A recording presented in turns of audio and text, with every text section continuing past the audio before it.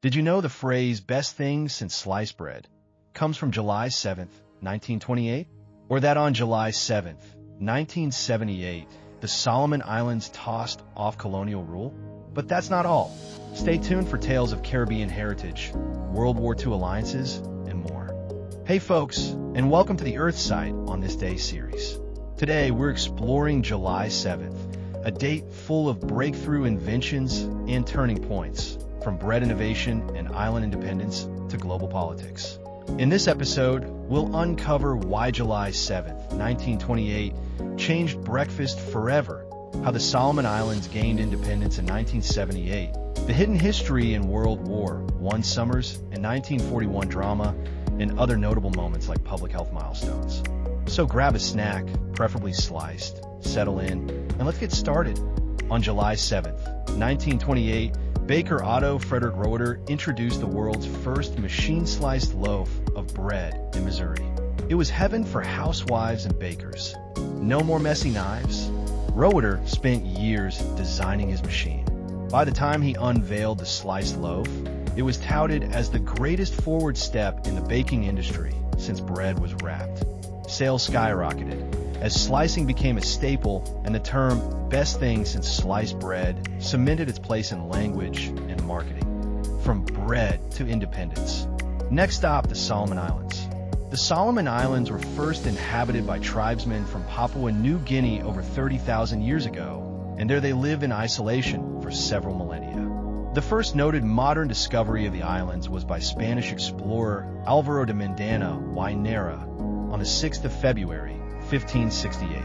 He believed that the islands had much wealth and may have been the source for King Solomon's gold, and this is how the islands got their name. On July 7th, 1978, the Solomon Islands declared independence from the UK and joined the Commonwealth. These Pacific islands have been isolated for thousands of years until explorers like Mendana began arriving in 1568.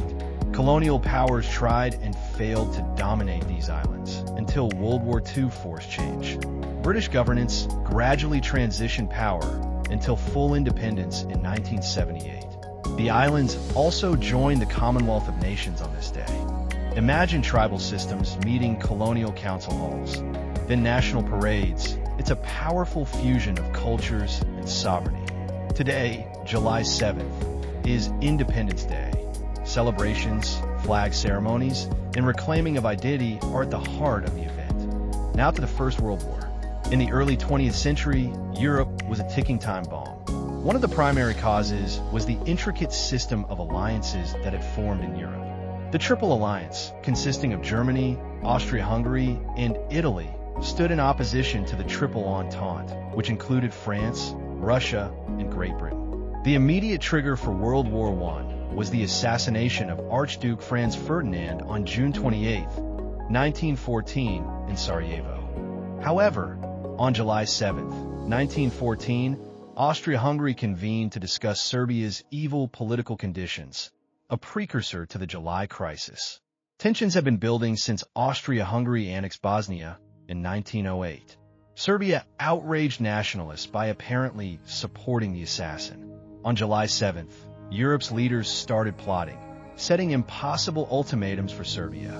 It was like foreboding whispers before a storm, and a month later, World War I had begun. This date marks not victory, but the beginning of global conflict that reshaped the 20th century.